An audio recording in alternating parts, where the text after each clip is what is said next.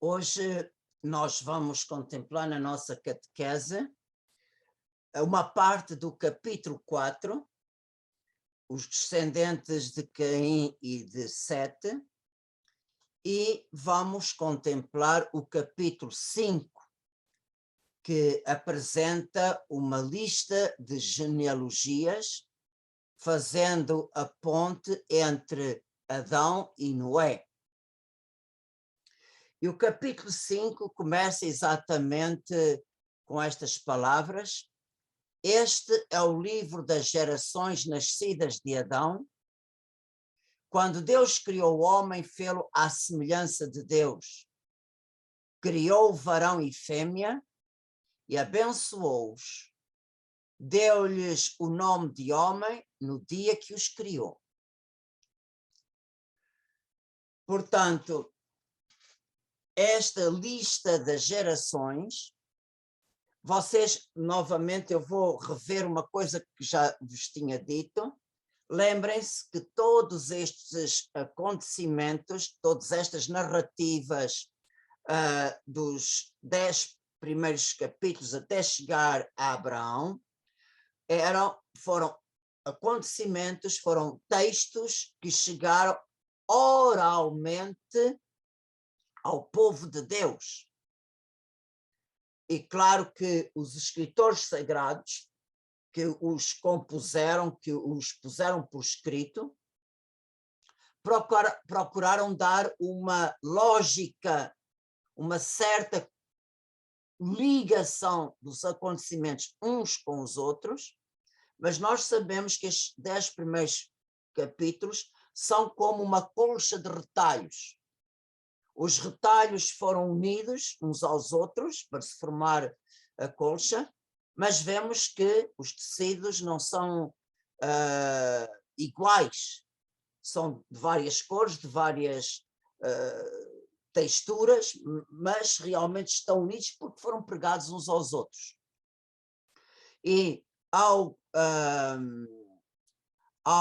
lermos esta genealogia, gerações desde Adão até Noé, não quer dizer que seja uma genealogia rigorosa como compreendemos hoje.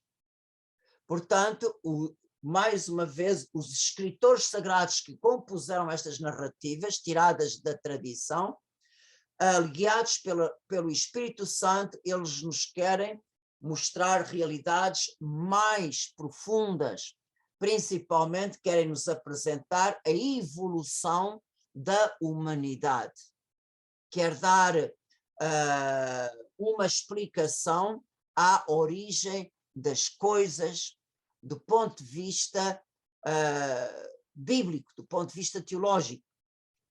E, por exemplo, nos descendentes de Caim, que está, portanto, ainda no capítulo 4, portanto, desde que Caim saiu da presença de Deus, a Escritura continua e diz que Caim uniu-se à sua mulher.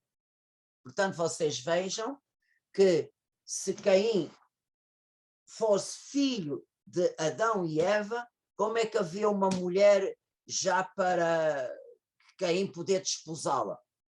Por isso nós vemos como realmente estes textos, claro, nós devemos ver que não se trata de um rigor histórico, como entendemos hoje, mas trata-se de um valor teológico. E o autor sagrado, movido pelo Espírito Santo, põe como descendentes de Caim coisas importantíssimas, como, por exemplo, no versículo 17, capítulo 4, temos a construção da primeira cidade. Portanto, nós temos aqui o nascimento da civilização. Portanto, uma cidade é já as casas não são grutas, não, mas realmente já há um aglomerado, já há famílias que vivem juntas. Nós temos também a origem da música e dos seus instrumentos. Portanto, nós temos aqui o desenvolvimento, o nascer da arte. Também temos o trabalhar com os metais, como os instrumentos de cobre e de ferro, mas também nós temos, nos descendentes de Caim, a multiplicação dos crimes do sangue. Portanto, o Senhor disse, aquele que matar Caim será vingado 7 vezes. Mas na descendência de Caim nós temos um outro patriarca, Lameque, que era um homem sanguinário, era um homem violento. Ele próprio diz de si próprio, se Caim foi vingado 7 vezes, não, perdão, matei um homem porque me feriu e matei um rapaz porque me pisou. Portanto, por uma coisa ligeira ele tirou-lhe logo a vida. Mas vemos neste homem sanguinário, mesmo com estes crimes, Deus reserva para si o direito de justiça. E o Senhor disse sobre Lameque, se Caim foi vingado 7 vezes, Lameque será 70 vezes 7. 70 vezes 7. O que é que isto quer dizer? Quer dizer que nós temos aqui a origem da simbologia dos números, que é muito rica a Sagrada Escritura. Portanto, a Sagrada Escritura dá um sentido sagrado aos números. Portanto, Jesus também usa o mesmo, Jesus também usa o facto do 70 vezes 7, quando Pedro pergunta-lhe quantas vezes deve perdoar, até 7 vezes, você diz não até 7 vezes, mas 70 vezes 7. Portanto, o 70 vezes 7 significa sempre, sempre. Portanto, vemos que aqui Lameque será vingado 70 vezes 7. Portanto, a pessoa ficaria sobre a sua alma, sobre o seu coração, este peso deste crime toda a sua vida. Também uma outra coisa que nós podemos compreender deste texto, que é o que é que os nomes querem dizer. Por exemplo, o nome Sete. Portanto, vemos, segundo a narrativa do Gênesis, vemos que de Adão e Eva temos Caim, Abel, e depois que Abel foi morto, temos Sete. E este nome é derivado do verbo hebraico shat, que significa, que traduzido para a nossa língua, é o verbo pôr, pôs. Deus pôs. E então, nós temos aqui, neste nome Sete, aquela significação bíblica que Deus põe uma pessoa no lugar de outra. Portanto, Sete foi colocado no lugar de Abel, que morreu. Mais tarde vamos ver David, que foi posto no lugar de Saul, que foi rejeitado por Deus. No Novo Testamento temos outro caso, que em hebraico está designado pelo nome Sete. Matias foi posto por Deus no lugar de Judas Iscariotes. Qual é a importância deste nome? A importância deste nome, que designa Deus põe, significa que, apesar da iniquidade do ser humano, apesar da maldade, apesar do crescimento do pecado, apesar de, pela nossa rebeldia, muitas vezes pomos barreiras à vontade de Deus, mas Deus, que é omnipotente, Deus contorna o mal, Deus contorna os obstáculos que o homem põe abusando da sua liberdade para fazer surgir um bem maior. Voltando outra vez a esta designação, a estes exemplos, Deus colocou David no lugar de Saul.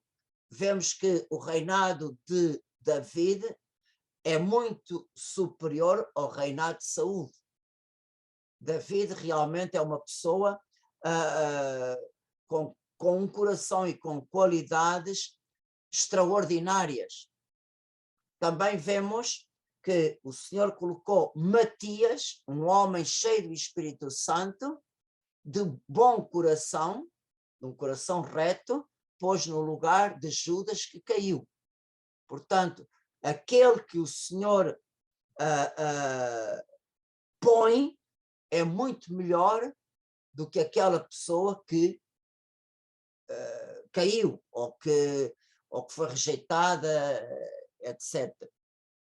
E temos também outro nome, o nome de Enós, que vem da palavra hebraica Enoch, que é um nome utilizado na literatura hebraica que significa homem.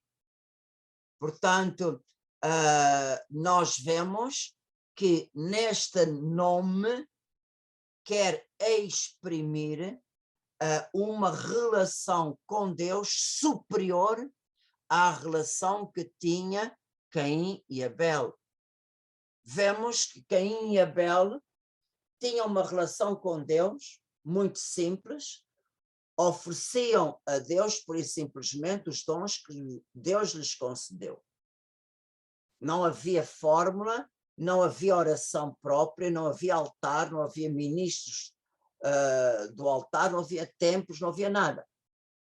E agora vemos aqui com Enós, nós vemos aqui Deus é chamado pelo seu nome.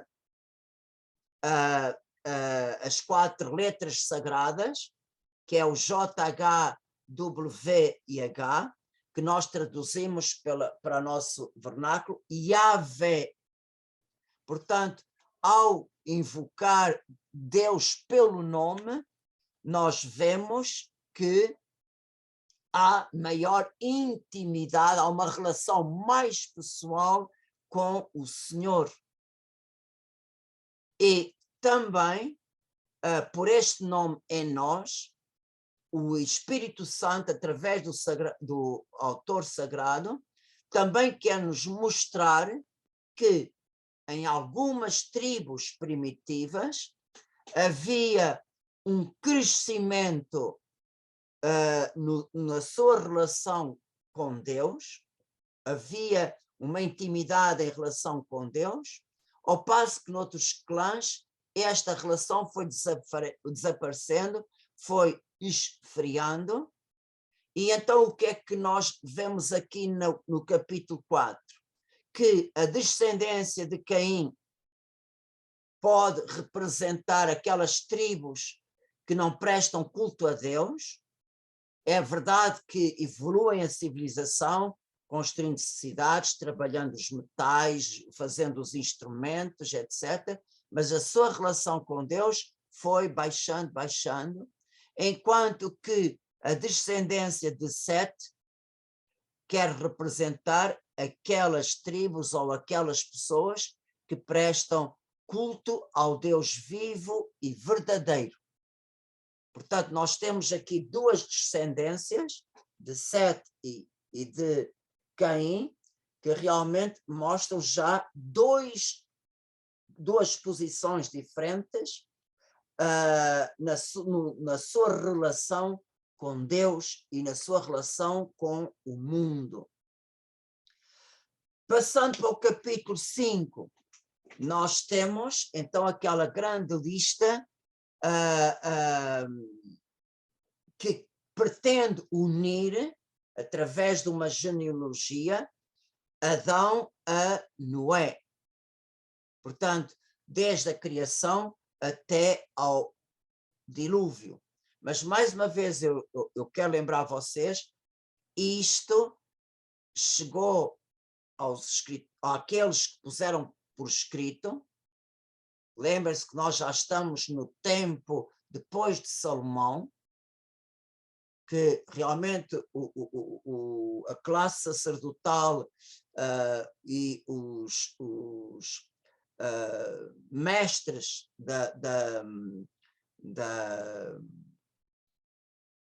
da lei e do ensino, vemos que eles chegaram à conclusão: o Deus que salva, o Deus que se revelou aos nossos pais, deve ser e é o mesmo que fez o céu e a terra. Do Deus que salva chegaram ao Deus Criador. E por isso, estas genealogias, é muito possível que estes nomes chegaram a esses escritores sagrados e eles tentaram fazer uma cronologia. Portanto, trata-se de uma lista como uma colcha de retalhos. Mas, como disse, o mais importante não é saber que se a lista está completa ou não está, se é cronológica ou não é, isso é secundário. Mais uma vez, é importante nós termos presente o que é que Deus quer nos ensinar com esta lista.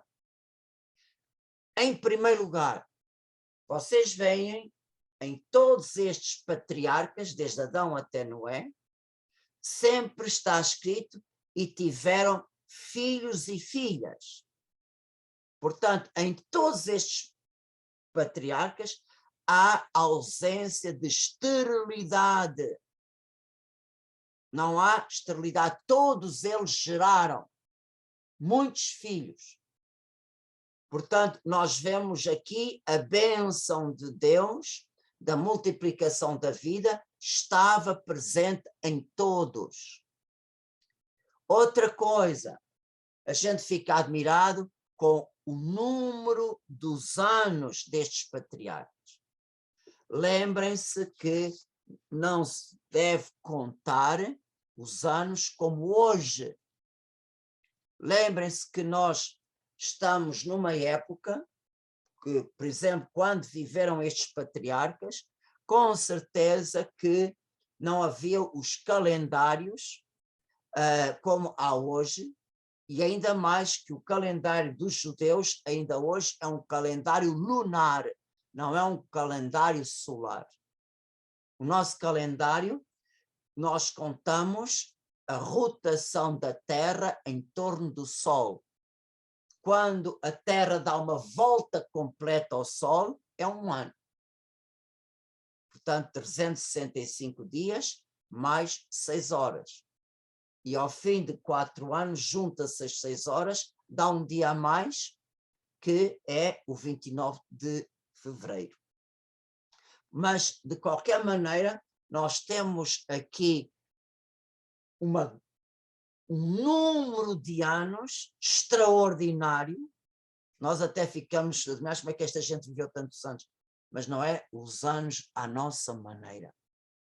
O que é que quer dizer estes muitos anos, longa vida? A longa vida significa Deus recompensa generosamente em vida aqueles que são bons e que estão unidos ao Senhor. E por isso vocês vejam, para o homem hebreu, a fecundidade, portanto, ter muitos filhos e longa vida, era aquilo que o homem justo mais poderia desejar. Porquê é que ter muitos filhos? Porque os filhos são uma continuação dos pais. Mesmo que os pais já tenham morrido, os filhos continuam a zelar pelo património da família, continuam a levar o seu nome, que era muito importante, que o nome não desaparecesse, nem o património, e vemos que a família para o hebreu justo os filhos é a maior riqueza que eles podiam ter. E mais tarde, a fecundidade, ao longo da vida, junta-se o elemento da água. Porquê? Num país onde a água era escassa, e a água é um elemento essencial à vida. Sem água a terra não produz. Por isso, a fecundidade e a longevidade junta-se o dom da água. E é por isso que nós podemos compreender isto na bênção que Deus dá, a bênção que Jacob dá em nome de Deus ao seu filho José. Em Gênesis 49, 25, Jacob diz isto ao seu filho José: é o Todo-Poderoso que te abençoará com as bênçãos superiores do céu. Que bênçãos superiores é esta? Longa vida. Só Deus nos pode dar a saúde e a longa vida. Depois, as bênçãos do abismo das profundezas. É a água que vem do interior da terra. E as bênçãos dos seios e do ventre materno. É o dom da fecundidade de ter descendentes. Portanto, vocês vejam, é verdade que estas bênçãos são todas no campo material. Mas todas elas expressam a bênção dos filhos, a bênção da água, a bênção da saúde e de muitos anos. Vemos que em todos eles a generosidade de Deus. E se Deus é generoso em dar-nos coisas neste mundo, também Ele vai nos dar graças sobrenaturais. Portanto, do campo material, do campo físico, do campo visível, Israel, com os anos, chega à contemplação das graças sobrenaturais. Por isso, vocês não se admirem que estes patriarcas tenham longa vida, que todos esses anos o que quer exprimir é a generosidade de Deus, que abençoa com muitos anos aquelas pessoas que vivem unidas a Ele. Portanto, vemos como realmente no capítulo 5 está estas ideias que vão marcar toda a vida de Israel, principalmente nos Salmos. Se vocês lerem os Salmos, quantas vezes um salmo que foi escrito por uma pessoa doente em perigo de vida, o salmista lamenta por não chegar à velhice. Portanto, significa que Deus, antes do tempo, vai pô-lo na morada dos mortos. Que isto realmente é um desgosto. E, por exemplo, o outro salmo que fala do homem que teme o Senhor, fala: tu verás os filhos dos teus filhos. Portanto, vemos que a pessoa não só vai ter a sua descendência, como vai ver os filhos dos seus e vai ver os seus netos. Por isso vocês vejam que realmente estas bênçãos são tão importantes para a família judaica e também na igreja, as famílias cristãs, até pouco tempo, estes mesmos valores estavam presentes nas nossas famílias. Agora, infelizmente, quando o ter passou a ter mais valor que o ser, então vemos que apareceu o aborto para limitar o número dos filhos, quer-se ter um ou dois, quanto muito, não, porque ter um filho é muito caro, o dinheiro, mas de antes não era assim,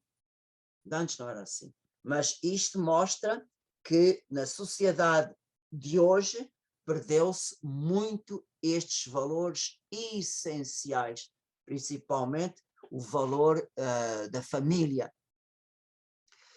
E nós vemos neste capítulo,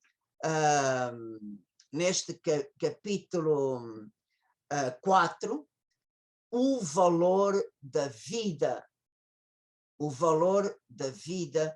concedido por Deus, número de muitos anos, em contraste com a morte como consequência do pecado original e também em contraste com a morte causada por assassinato. Por isso, o estar vivo é um dom extraordinário e gratuito do amor de Deus. Deste Deus que é invocado pelos israelitas, o Deus vivo e verdadeiro. E vários livros da Sagrada Escritura aparece a invocação de Deus como o Deus vivo. Por exemplo, o Salmo 41. A minha alma tem sede de Deus, do Deus vivo. Portanto, vemos que ao longo de outros livros aparece a importância de ser servo do Deus vivo. E qual é a importância do Deus vivo? É a importância deste nosso Deus que se relaciona conosco, que tem a vida infinita. Ele é a fonte da vida para todas as criaturas. E vemos o Deus que dá a vida, o Deus que tem a vida infinita em si próprio, ele insuflou, soprou nas narinas do homem e ele tornou-se um ser vivente. Portanto, em nós, no homem, nós temos algo sagrado que nos foi dado diretamente por Deus. Por isso, a nossa alma vem diretamente da generosidade. Portanto, o homem realmente, mesmo que tenha no seu ser a ferida do pecado e suas consequências, continuamos, através da nossa alma, vinda diretamente das mãos de Deus, através dela nós temos a imagem de Deus impressa em nós. Por isso, a nossa vida é sagrada.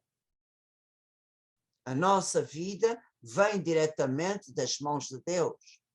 Um corpo mesmo que seja concebido só se torna um ser vivente quando a alma é infundida naquele corpo.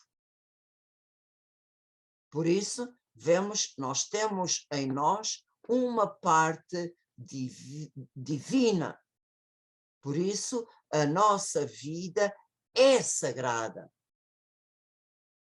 E no Antigo Testamento, os judeus acreditavam numa coisa que nosso Senhor Jesus Cristo vem desmistificar isso, é uma compreensão errada do conceito da vida. Os judeus pensavam que a vida estava no sangue. Por isso, na lei de Moisés era proibido, e ainda hoje é proibido, comer a carne com sangue. Portanto, os animais têm que ser, o seu sangue tem que ser tirado para se poder comer a sua carne. E por isso nós vemos que os judeus pensavam que a alma era o sangue que dava a vida ao corpo. E nós vemos que este tema é debatido principalmente nas cartas dos apóstolos, e realmente não é a fonte da vida, o que anima o corpo, o que anima o próprio sangue é a nossa alma. É a nossa alma. Por isso, nós vemos que este conceito realmente é um conceito que foi interpretado errado, mas pronto, faz parte da caminhada do povo judeu, e que este elemento também teve que ser purificado. Mas, de qualquer maneira, de não comer a carne com o seu sangue, mostra um respeito pela vida. Por exemplo, nos sacrifícios, eram queimados no altar o sangue, porque o sangue, como para eles era a vida, pertencia a Deus, portanto ninguém podia comer o sangue era queimado no altar. E as gorduras dos animais também ninguém podia comer. Porquê? Porque a gordura significava a vitalidade, a força, a saúde do animal. Porque vocês vejam, até na parábola do filho pródigo, o pai matou o vitelo gordo. Porque é o vitelo gordo? O vitelo gordo era um vitelo que tinha muita gordura, era sinal que era um vitelo robusto, um vitelo com muita saúde. Era muito bom. Por isso, quando se sacrificava, quando simulavam os animais, era queimado no altar as gorduras, ninguém podia comer a gordura, porque representava a saúde, e quem dá a saúde é Deus, e o sangue que representava a vida. Portanto, vemos isto na lei de Moisés. Portanto, apesar de ser uma imagem perfeita, quer dizer que realmente a saúde e a vida são dois dons que nós recebemos diretamente das mãos de Deus. E por isso vocês vejam, o crime do sangue é um pecado, portanto o homicídio voluntário é um pecado que clama ao céu. Que clama ao céu. Mas este sentido último da vida é Jesus Cristo que vem nos dizer, que nos vem mostrar. Esta imagem do sangue ser a vida do corpo, realmente por Jesus Cristo, é realmente purificada esta ideia e é transformada no verdadeiro sentido. Vemos que o Senhor vem ao mundo com uma missão. Qual é a missão dele? Eu vim para que tenham a vida e a tenham em abundância. E várias vezes, quando Jesus fala de si mesmo, ele fala, por exemplo, eu sou o caminho, a verdade e a vida. Outra, a Marta, eu sou a ressurreição e a vida. Ao falar da promessa da Eucaristia, eu sou o pão da vida. Portanto, vocês vejam, assim como na criação o Pai é a fonte da vida ao dar existência a todos os seres, o Filho, como homem, vem ao mundo para nos dar uma vida nova, uma vida superior àquela que temos. Em Adão, com o pecado original, perdemos a semelhança, apesar de continuarmos imagem de Deus, mas o Senhor vai nos restituir a semelhança com Deus, vai nos dar a vida sobrenatural, a vida divina, a vida da graça. E por isso o Senhor apela, chama-nos, chama a humanidade a crer nele. Aquele que crê em mim, ainda que esteja morto, viverá. E todo aquele que crê em mim nunca morrerá. Qual é o sentido desta promessa? Portanto, o Senhor fala aqui, por um lado, da morte do corpo e fala-nos da condenação eterna, que no livro do Apocalipse é chamado a segunda morte. Portanto, aquele que crê em mim, ainda que o seu corpo passe pela morte, a sua alma viverá. E todo aquele que crê em mim nunca morrerá, nunca experimentará a segunda morte, ou seja, a condenação. Portanto, o Senhor vem abrir um caminho para a vida eterna. O Senhor, passando e vivendo a nossa morte, abriu à nossa morte um caminho de vida. E o Senhor quer nos dar uma vida eterna junto de Deus. Portanto, o Senhor quer dar-nos a completa libertação da condenação eterna. O livro do Apocalipse, mais uma vez, fala que é a segunda morte. E por isso o Senhor é apresentado como o príncipe da vida. Em Jesus Cristo, a vida se sobrepõe à própria morte. E por isso nós somos convidados, o Senhor convida os seus discípulos a se unir a si através do batismo, da água e do Espírito.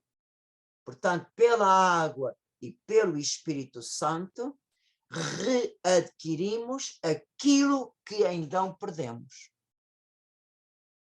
Por isso, graças à redenção, graças aos méritos de nosso Senhor Jesus Cristo, nós passamos de criaturas